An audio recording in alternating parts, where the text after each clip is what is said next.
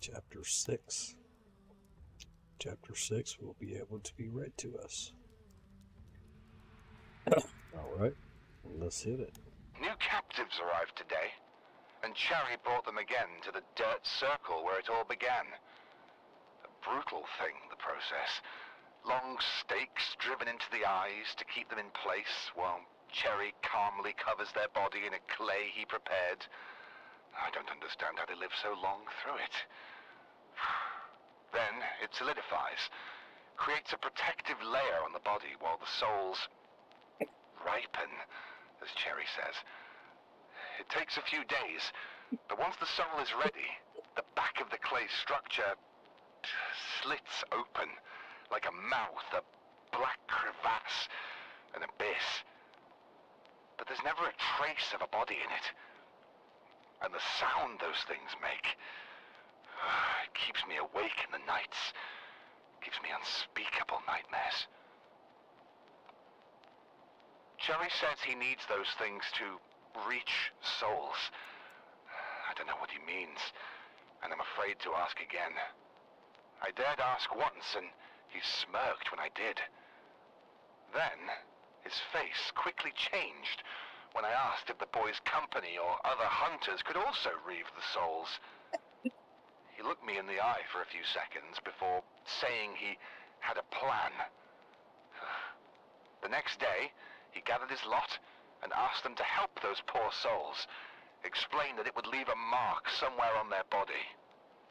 If they managed to get to one of his collection points with those marks, they would gain his favor and unimaginable rewards. That man is a true master of manipulation. Unsurprisingly, hunters once again gave in to their greed, and now I have 437 new names on my ledger. Business is booming. After all, they have no use of the name they've been called before.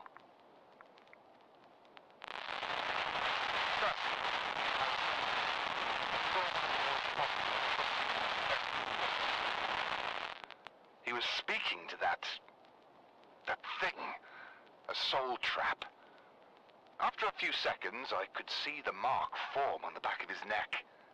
How do they know about these structures? I don't know what Cherry plans to do. And I don't care as long as I have more names and a hefty price for each. But I need to stay vigilant.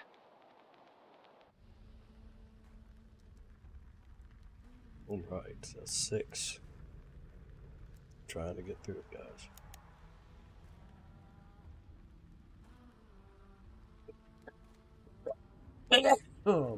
It's getting ridiculous. Chapter 7.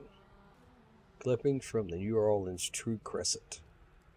Arthur's Unknown. Newsprint 4 by 5 inches. Citizens of New Orleans worry as strange fires ignite the bayou.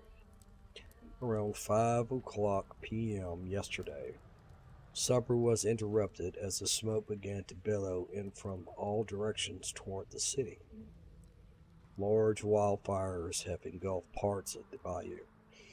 Local firefighters are unconcerned, as affected areas are of low importance. The True Crescent does not yet know the causes of the fires, but it is unlikely they are natural. Poultryman comments on fires.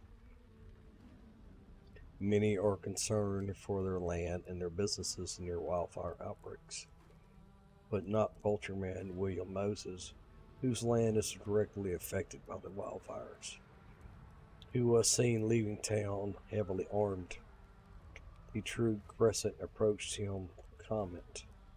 I don't plan on leaving my house, even when I am dead and gone. Y'all cowards can stay home. You're not wanted. No way, no how. Moses refused to speak any further on the matter. Well, he's gonna go hunting. That's what it looks like to me. Let's see what happens in 8. Manuscript. Luna Diabla. Author Simon Moore. Undated.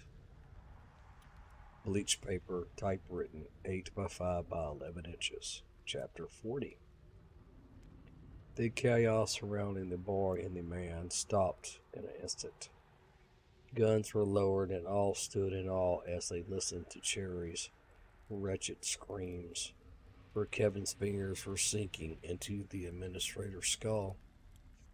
The smell of the burning Orlander hung heavy in the air. There was no blood, only licks of flame. As Cherry's skin and bones parted like paper to make way for Kevin's fingers. It had worked. Cherry's Cherry's invulnerability was broken.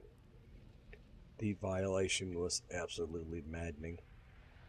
Let it end, Kevin said with an eerie calm. Let it end for both of us. Kevin's request was then answered. He coughed up blood as Mary Orlander's hand plunged into his back, her fingers finding purchase on his heart. Snakes creeped around her hands and twined themselves around her arms, sinking their fangs wherever they could. But she paid no attention. If she ever wanted relief, to find her sanity, be in control, get back picture, she would have to fulfill her last task. She squeezed. Pop. The spectators couldn't quite hear it as much as he felt it. Kevin felt his own relief wash over.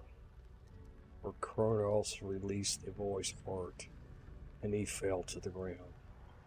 His head, eyes wide open, and calm smile on his face, landed with a thud to stare at Moses. Sherry cursed. Sherry, kneeling, panting, slowly erupted into a laugh of triumph. He unnaturally sprung to his feet, wafting away the fumes of Orlander smoke that moments before had brought him to his knees. Oh, that's not good. So, the widow has killed Kevin, who was trying to kill Sherry. So now, Sherry is still alive with the widow, and Kevin's dead. Let's see what happens next. Damage clipping from the New Orleans True cassette, author unknown. Use print 3 by 3 inches. Dozens dead in fires.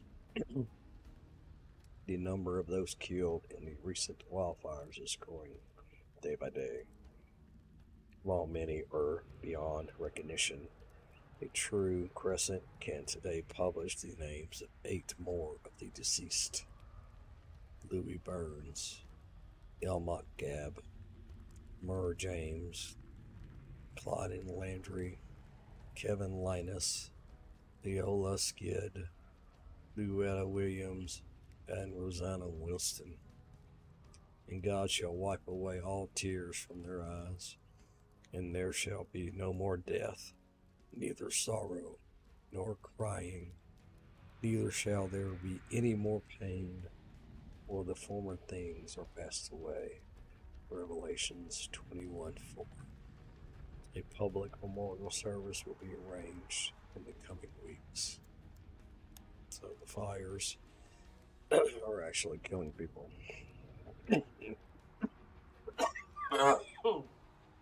That means it. You alright? You okay? Are you? Yeah, that wasn't me. That's outside the door. Okay, let me see what it is. I thought you had dropped something. No, me, baby. The basket jumped off the thing. Oh, it fell off.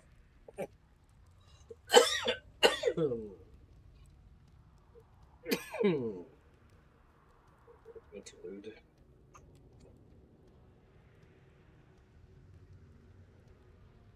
I don't know what's going on tonight. I haven't really gone all day. button. I want to read the story. I can't control the call.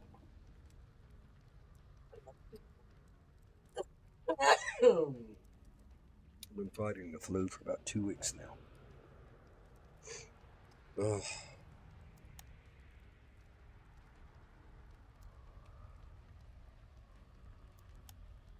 Okay, that's 9. We're going to 10. Alright, we can listen to this one. Wax cylinder transcripts. 4 by 2 inches, labeled Port Sulphur Field Recording.